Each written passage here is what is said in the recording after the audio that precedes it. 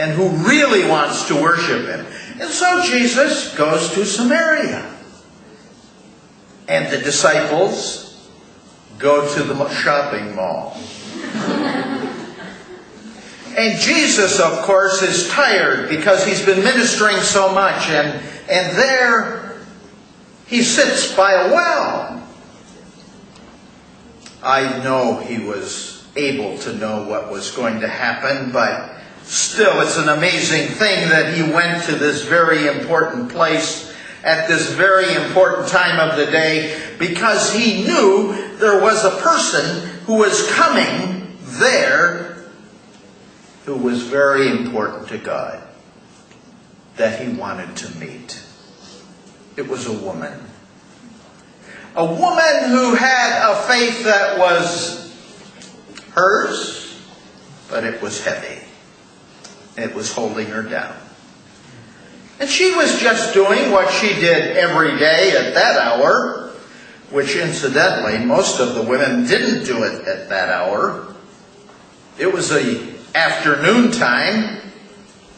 Most of the women that would come to that well would come in the morning or the evening. Was she avoiding being there with them? I think so. Because life had been a very bitter experience for her. Her choices had been bad choices. Her faith gave her nothing. Her family probably had rejected her. And we find out later now she was living with someone who she hoped would bring into her life what she had not found in the others she had married and lived with. And she came because she needed water when no one else would be there. But Jesus was there. There are people walking on the street today who need to meet Jesus, but they don't even know him. They have a bitter life experience as well, like she did.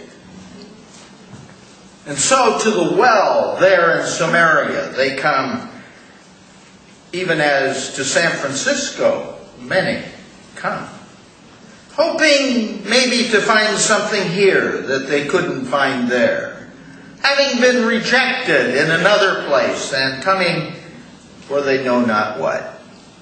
Anything that will change them. Their life is sad, it's heavy, it's bitter, and they don't know where to turn. But they have to have water like everyone else, and so they go where they must to get what they can. And in the surprise of the moment, this woman comes and Jesus is there. Now, Jesus is always there for everyone who wants to come to him. He never misses an appointment. He doesn't go to the mall when he needs to be at the well. No, he takes the opportunity to meet her. And he meets her because he went to her. The scriptures say that Jesus came to seek and to save that which is lost. You see, she wasn't looking, he was looking. And he's looking today, and there are many people around you who are in desperate need of meeting Jesus. So Jesus went to people. He didn't wait for people to come to them. He went to people. He put aside the things others might do to go to people. That's what missionaries do. There are other things you might feel like doing, but going to people is what Jesus wants you to do. Because he did. And he goes where they gather. Wherever they need to be, Jesus will come there. If they want him to. And so he knows the heart of this woman, And he goes where he knows she will come. And where she will not be distracted, because there she is, the middle of the day, at the well, getting water. And there he engages her in conversation in a wonderful way. Because this woman with the heavy spirit is not finding the answers to life. She is only finding the answers to keep her alive, like water. And he knows she has a greater need. She has need of water that will keep coming up. Living water, he calls it. Have you ever thought of the difference between living water and dead water? The difference is demonstrated by the Dead Sea. The Dead Sea is called the Dead Sea because water flows into it, but it doesn't flow out of it. That's dead water. It's stagnant. People who own a faith that is not living own dead water. The longer it sits there, the more it goes stagnant and begins to smell and attracts insects and is of no human value.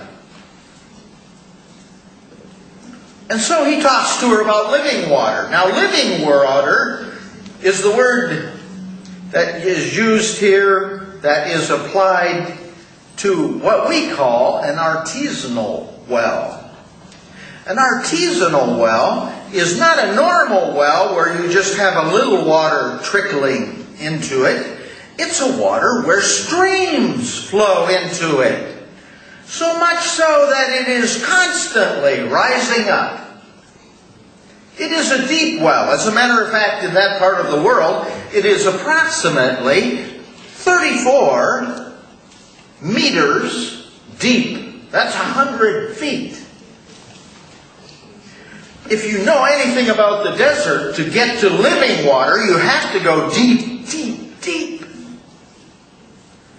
So Jesus is not talking about something on the surface that just satisfies a little bit of thirst for now.